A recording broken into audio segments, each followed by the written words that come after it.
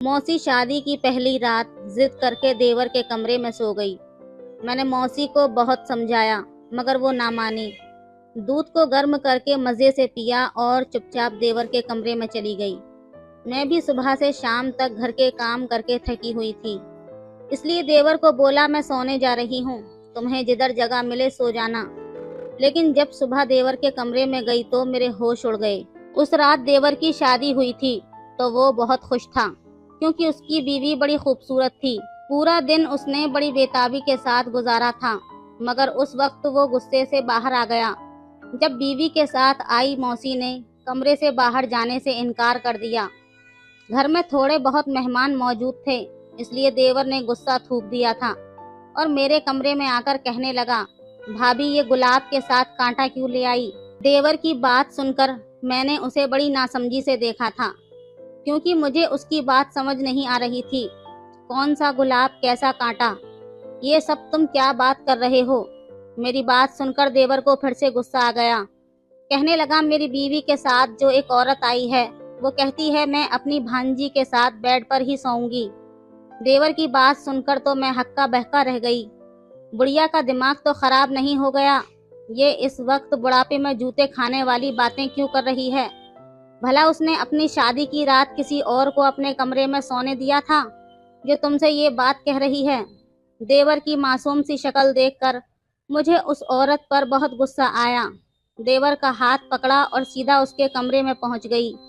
मौसी, मेरा देवर ये क्या कह रहा है। मैं बगैर किसी बात के मौसी से पूछने लगी क्योंकि मुझे भी देवर की बात सुनकर बहुत ही गुस्सा आया था। वो भोली बनकर कहने लगी, मैंने तुम्हारे देवर को क्या कह दिया है। मुझे मौसी के इस भोलेपन पर बहुत ही गुस्सा आया। इतनी उम्र की हो गई मगर बुढ़िया का बचपना नहीं गया। लेकिन मुझे एहसास हुआ कि घर में मेहमान थे, इसलिए मैंने नरमी के साथ पूछा, मौसी मेरा देवर कह रहा है, आपने कहा है मैं आज की रात दुल्हन के साथ ही उसके बेड पर सोऊंगी। मेरी बात सुनकर मौसी कहने लगी, हाँ मैंने बिल्कुल ऐसा ही कहा था। मौसी की बात सुनकर मैं दुल्हन की तरफ देखा जो परेशान हो गई थी। उधर मेरे देवर को भी गुस्सा आ रहा था क्योंकि रात के 12 बजने वाले थे। घर में सब सोने की तैयारी कर रहे थे और हमने मौसी के लिए एक कमरा साफ भी करवा दिया था, मगर हम तीनों उस मौसी की वजह से अब तक जागे हुए थे। इसलिए मैंने बात को संभालते हुए मौसी से कहा, मौसी तुम्हारी शादी नहीं हुई थी क्या। ये सुनकर मौसी कहने लगी, हाँ बड़े धूमधाम से हुई थी। उसकी बात सुनकर अंदर ही अंदर मुझे हंसी आ गई, मगर मैंने हंसी दबा ली क्योंकि देवर को और गुस्सा आ सकता था। इसलिए मैंने मौसी से पूछा, तो तब तुम भी किसी को साथ ले गई थी और वो शादी की पहली रात तुम्हारे साथ सोई थी। मेरी बात पर मौसी को गुस्सा आ गया। वो कहने लगी, तौबा तौबा, बेशर्मी की बातें कर रही हो। अरे मेरे कमरे में कोई घुसकर तो देखे, मैं उसका मुंह तोड़ देती। मैं तो मौसी की दिलेरी पर हक्का बक्का रह गई। देवर का पारा और ऊपर होने लगा। देवर का गुस्सा देखकर उसकी बीवी बेचारी रोने लगी। मैंने उससे कहा, अरे तुम तो चुप कर जाओ, ये मजाक कर रहा है। फिर मैंने मौसी की तरफ देखा और कहा, मौसी उन दोनों की शादी हुई है, तुम क्यों कबाब में हड्डी बन रही हो। मेरी बात सुनकर मौसी मुझसे कहने लगी, मैं कबाब में हड्डी नहीं बन रही। दरअसल प्रीति मेरी बेटी नहीं है, मैंने उसे जन्म नहीं दिया, मगर जब उसकी माँ मरी थी तो उसने कहा था कि मेरी बेटी का बहुत अच्छे से ख्याल रखना। मैंने अच्छा रिश्ता देखकर उसकी शादी तो कर दी, मगर अभी वो कम उम्र है, इसलिए अपने देवर से कहो कि 1 साल तक उसके पास ना आए। अगर उसे कमरे में सोने का शौक है तो सोफे पर सो जाए। ये सुनकर मैं देवर की बीवी की तरफ देखने लगी और उससे पूछने लगी कि तुम कितने साल की हो। उसने शर्माते हुए कहा कि मैं 20 साल की हूँ। ये सुनकर मौसी कहने लगी, नहीं ये तो 17 साल की है, मैंने डॉक्यूमेंट्स पर उसकी ज्यादा उम्र लिखवाई थी। ये सुनकर देवर ने अपना सर पकड़ लिया, जबकि मैंने देवर की बीवी से कहा, तुम ही अपनी मौसी को समझाओ। ये सुनकर वो कहने लगी, माँ के मरने के बाद मौसी ने ही मुझे पाला है, इसलिए जो ये बात कहती हैं मुझे माननी पड़ती है। बीवी की इस बात पर देवर को बहुत गुस्सा आया था। मैं जानती थी कि मेरा देवर गुस्से का बहुत तेज था, किसी की बात कम ही बर्दाश्त करता था। उधर मैंने ये भी देख लिया था कि मौसी भी मेरे देवर से कुछ कम नहीं थी। बच्चे की तरह जिद पर अड़ी हुई थी। उसे समझाना मुश्किल था, इसलिए मैंने देवर का हाथ पकड़ा और उसे अपने कमरे में ले आई। वो गुस्से से कहने लगा, भाभी मुझे मेरे कमरे में जाना है, मैं उसे कमरे में से निकाल दूंगा। मैं जानती थी कि देवर को अपनी दुल्हन के पास जाने की जल्दी थी, मगर मैं ये भी देख चुकी थी कि वो मौसी भी इतनी आसानी से नहीं निकलने वाली थी। इसलिए मैंने देवर से कहा, तुम जानते हो घर में मेहमान हैं, इसलिए लड़ाई झगड़ा मत करो। तुम मेरे कमरे में आराम से बैठो, मैं तुम्हारे लिए दूध लेकर आती हूँ। मैं ये कहकर किचन में आ गई। फिर इससे दूध निकाला जो मेरा पति अपने भाई के लिए लाया था। दरअसल मेरा पति दूसरे शहर में नौकरी करता था, इसलिए वो शादी होते ही वहां से चला गया, मगर जाते जाते मुझे ये खास दूध देकर गया था और कहने लगा, ये दूध नहीं बल्कि ताकत का खजाना है, ये हर रात मेरे भाई को गर्म करके याद से पिला देना। मैं पति की बात को मानते हुए वही दूध गर्म किया और उसे लेकर देवर के पास ले आई। चलो शाबाश, गुस्सा थूक दो और जल्दी से ये दूध पी लो, ये तुम्हारा भाई खास तुम्हारे लिए दूसरे शहर से लाया है। ये बात सुनकर देवर कहने लगा, अरे भाभी इस दूध में ऐसी क्या खास बात है। मैं ये बातें उसके सामने कहने से शर्माई तो देवर के कान में बता दिया कि इस दूध में ऐसी क्या खास बात थी। ये सुनकर देवर तो बड़ी जोर से हंसने लगा और कहने लगा, मौसी कमरे से निकलेगी तभी तो ताकत आजमाने का मौका मिलेगा। मैंने देखा देवर को फिर से गुस्सा आने लगा था, इसलिए मैंने उससे कहा, आज की रात तुम मौसी को वहीं पर सोने दो, कल वो अपने घर चली जाएगी। देवर ये सुनकर कहने लगा, लेकिन भाभी सारे घर में मेहमान हैं, मैं कहाँ पर सोऊंगा। ये सुनकर मैंने फौरन उससे कह दिया, तुम आज की रात मेरे कमरे में सो जाओ। देवर ने वो रात मेरे कमरे में गुजारी थी और सुबह होते ही अपने दोस्तों के साथ चला गया। शादी खत्म हो चुकी थी, इसलिए आहिस्ता आहिस्ता मेहमान जाने लगे। यहाँ तक कि शाम हुई तो घर में सिर्फ मौसी ही रह गई थी। मैं दुल्हन के कमरे में आई तो मैंने मौसी से पूछा कि मौसी जी घर में और कोई मर्द नहीं है, केवल देवर है, तो मैं उससे कह देती हूँ वो आपको छोड़ आएगा। मेरी बात सुनकर मौसी उछल पड़ी और गुस्से से कहने लगी, अरे बेटा, रात को तुमको समझाया था कि मैं कहीं नहीं जा रही, मैं अपनी बेटी के पास ही रहूंगी। ये सुनकर मेरे होश उड़ गए और मेरा दिल किया कि मैं अपना सिर दीवार में दे मारूं। देवर को कल तो समझा लिया था, मगर आज क्या करूंगी, यही सोच सोच कर मैं परेशान हो रही थी। सास ससुर तो नहीं थे, वरना वही इस मसले को हल कर लेते। पति भी शहर से बाहर थे, उसे भी बात बात पर परेशान नहीं करना चाहती थी, मगर रात होते ही देवर घर खुशी खुशी आया। मैं किचन में खड़ी थी, देवर पास आया तो कहने लगा, भाभी आज तो किचन से बड़ी अच्छी खुशबू आ रही है। तो मेरे करीब आकर खुशबू सूंघने लगा। खुशबू मुझे भी लाजवाब आ रही थी। मैंने अपने देवर से कहा, अरे दूर हटो, पास से चेहरा खराब हो जाएगा। मैंने उसे धक्का दिया तो हंसने लगा। वो ऐसा ही था, जब मूड अच्छा होता था तो ऐसा लगता था जैसे उसे कभी गुस्सा नहीं आएगा, मगर जब गुस्सा आता तो किसी को भी नहीं छोड़ता था।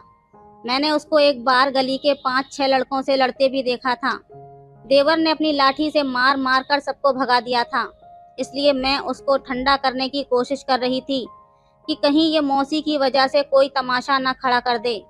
आज तुम्हारा मन पसंद का खाना बनाया है। शुक्रिया भाभी कहकर वो खुश हो गया और कहने लगा, भाभी तुम कितनी अच्छी हो, आज मुझे बहुत ही भूख लगी थी। मैंने उसकी खुशी देखी तो उससे कहा, बैठो मैं खाना लगा देती हूँ। ये सुनकर वो कहने लगा, अरे नहीं, आज तो मैं खाना अपनी बीवी के साथ ही खाऊंगा, और हाँ, आज मुझे खास दूध पिलाने के बाद मुझे मेरी बीवी के पास भेज देना, आज मुझे उसकी बहुत ज़रूरत पड़ने वाली थी। ये कहकर उसने अपनी एक आंख दबाई और फौरन बाहर की तरफ भागा।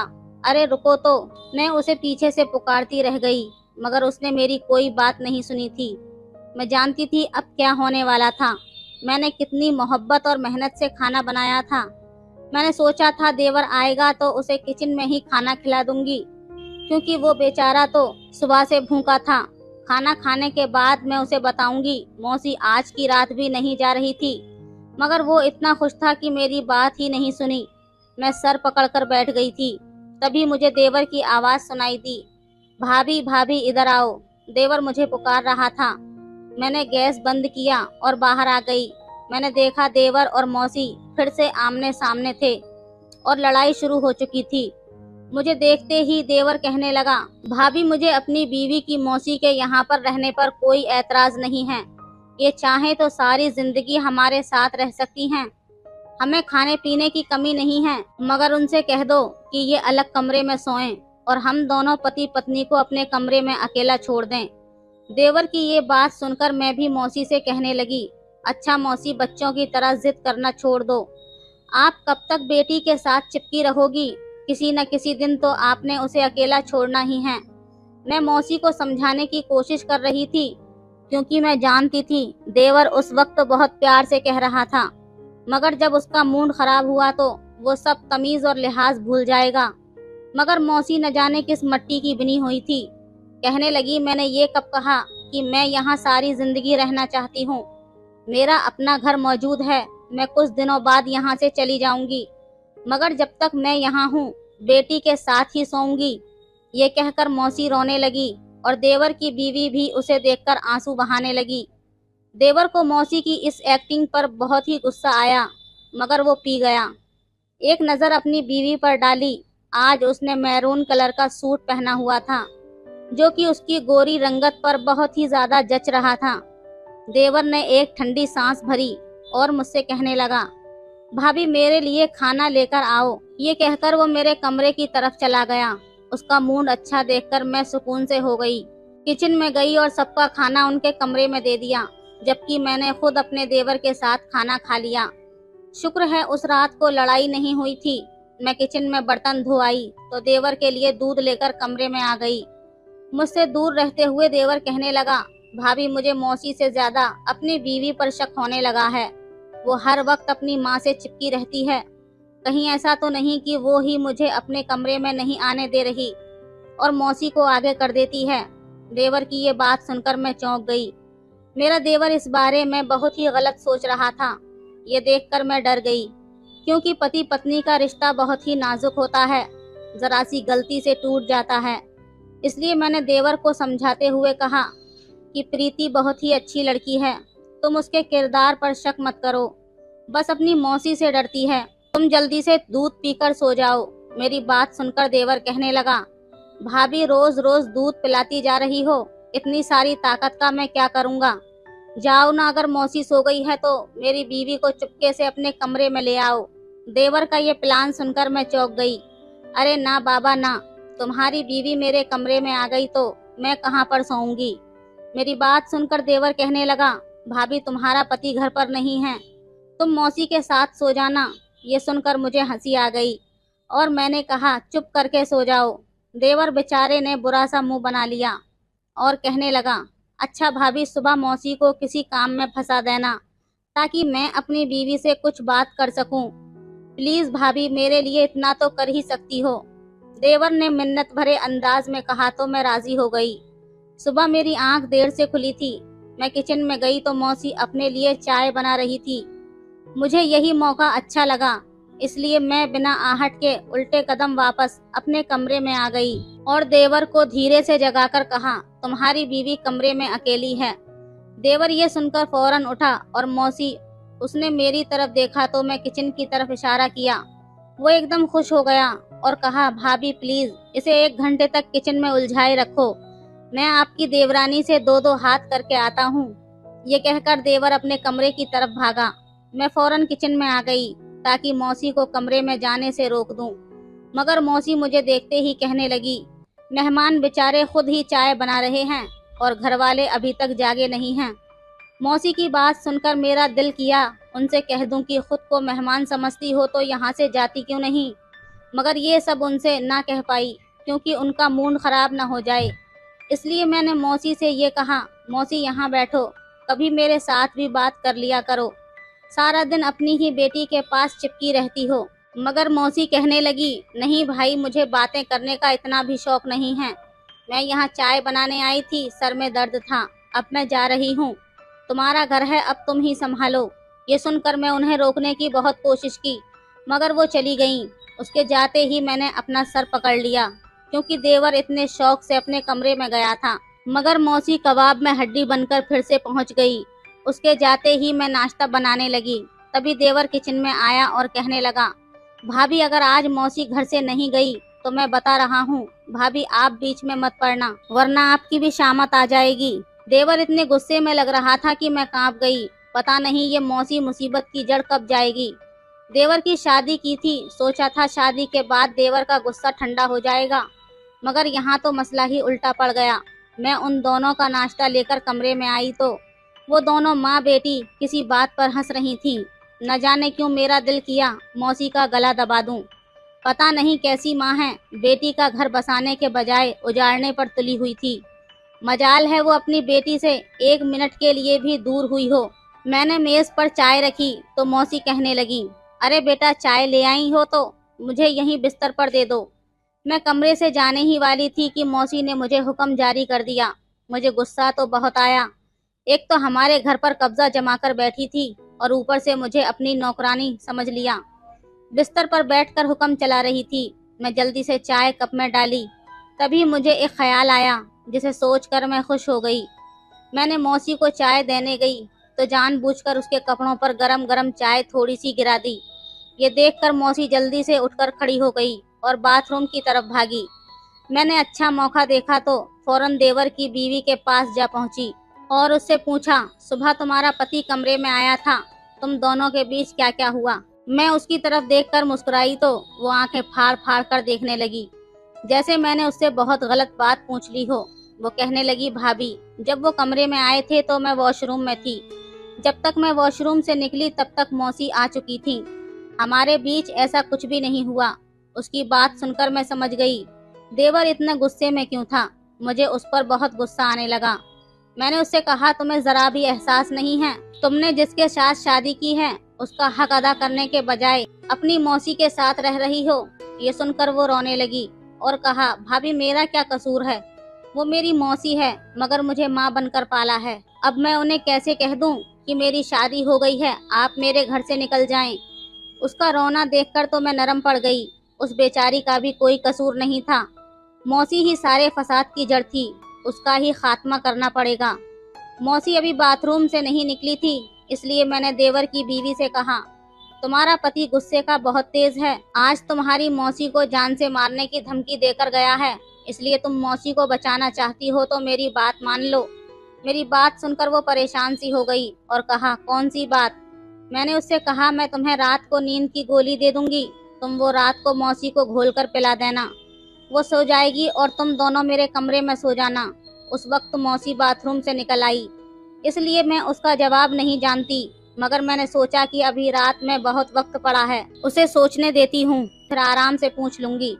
मगर उसके बाद मौसी एक मिनट के लिए भी उसके पास से नहीं हटी और यूं शाम हो गई। मुझे पता था देवर अभी घर आता ही होगा, इसलिए मुझे उसके आने से पहले मौसी का बंदोबस्त करना होगा। मैं खाना बना लिया था, इसलिए मैंने चुपके से एक प्लेट में पेट खराब करने वाली गोली डाल दी और खाना लेकर कमरे में आ गई। मुझे देखकर मौसी कहने लगी, शुक्र है तुम जल्दी खाना लेकर आ गईं। मुझे तो बहुत ज़्यादा भूख लगी थी। मैंने जानबूझकर मौसी के सामने वही प्लेट रखी और वहीं बैठी रही ताकि वो उसे प्लेट बदल ना सके। मगर उन दोनों माँ बेटी को मेरे प्लान का पता नहीं था और मैं बर्तन लेकर किचन में आ गई। अब मैं अपने देवर के आने का इंतजार करने लगी, मगर इससे पहले ही गोली ने अपना काम शुरू कर दिया था। तभी तो मौसी दर्द से चिल्लाने लगी। मैं कमरे में आकर पूछने लगी तो कहा, मेरे पेट में बहुत दर्द है, फौरन डॉक्टर को बुलाओ। मैंने पहले ही डॉक्टर को कॉल करके बता दिया था और बहुत कुछ समझा भी दिया था कि घर जाकर क्या करना था। थोड़ी देर बाद डॉक्टर घर आ गया। उसने आते ही प्लान के मुताबिक मौसी को नींद का इंजेक्शन लगा दिया और देवर की बीवी से कहा, उनको सारी रात आराम करने दो। डॉक्टर ये कहकर चला गया। मैं देवर की बीवी से कहा, चलो मौसी को आराम करने दो, मैं तुम्हें अपना कमरा दिखाती हूँ। मैं इस बहाने से उसे अपने कमरे में ले आई। तभी मेरा देवर आ गया। मैंने सारी बात देवर को बता दी। ये सुनकर मेरे देवर का खुशी से चेहरा खिल उठा था। मैंने कहा, तुम जाकर अपनी बीवी के साथ बैठो, मैं तुम्हारा खाना लेकर आती हूँ। ये सुनकर देवर कहने लगा, खाना रहने दो भाभी, कहीं इस चक्कर में मौसी ना उठ जाए, तुम बस मेरे कमरे में दूध भिजवा दो।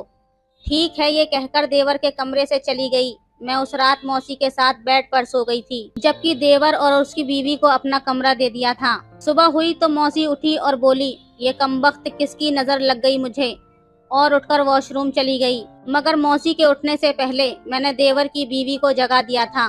वो मौसी के पास आ गई। मौसी को उस दिन पता न चल सका कि हमने उसे बेहोशी का इंजेक्शन लगाकर उसे बेवकूफ बनाया था। देवर की बीवी ने भी उसे बताने की कोशिश नहीं की। इससे मुझे अंदाजा हुआ कि वो बेचारी भी मजबूर थी। मैं किचन में नाश्ता बनाने गई तो देवर मेरे पीछे आ गया था और बहुत खुश था। कहने लगा, भाभी तुमने मेरा दिल जीत लिया। उसने मेरा शुक्रिया अदा किया तो उसकी खुशी देखकर मैं भी खुश हो गई। अगली रात भी हमने वैसे ही मौसी के साथ किया तो उन्हें शक होने लगा, क्योंकि रोज रात को उसकी तबीयत खराब हो जाती थी। ये देखकर वो सब कुछ समझ गई थी कि कुछ तो गड़बड़ है, मगर उसे अपनी बेटी के खिले खिले चेहरे पर नजर डाली तो उसे अपनी गलती का एहसास हुआ। अगले दिन मौसी खुद ही देवर से बोली, बेटा आज मुझे अपने घर जाना है, मैं अपने घर जाना चाहती हूँ। देवर ने सुना ही था तो मौसी से कहने लगा, ठीक है मौसी, और ये कहकर उसने मौसी को गले लगा लिया और फिर उसी शाम देवर ने उनको विदा कर दिया। मौसी अपने घर वापस चली गई और मैंने भी सुकून की सांस ली। तो दोस्तों, ये थी शरारती मौसी की कहानी। आपको कैसी लगी हमें कमेंट करके जरूर बताएं। वीडियो अच्छी लगे तो लाइक करें, शेयर करें, सब्सक्राइब करें। धन्यवाद।